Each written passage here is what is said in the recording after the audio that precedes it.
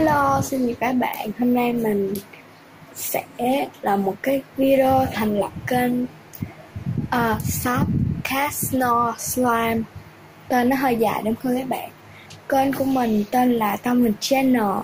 Mình và bạn mình sẽ cùng thành lập kênh này để có thể bán slime trên mạng.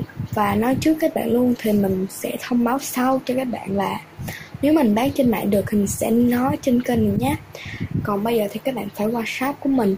Thì trước luôn các bạn phải qua kênh Tâm Mình Channel. Các bạn xem những cái điều về slime trước, xong rồi các bạn mới qua đây nha. Tại vì cái này mình chưa có đăng cái gì hết. Nhớ thì các bạn nhớ mua ủng hộ mình nha. Kênh Tâm Mình Channel là vẫn còn đang hoạt động trên YouTube. Kênh này thì sẽ có 2 đến 3 người, không, hai người thôi, mình và bạn mình sẽ bán slime.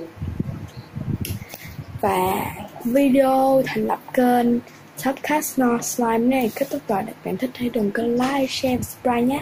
Bye.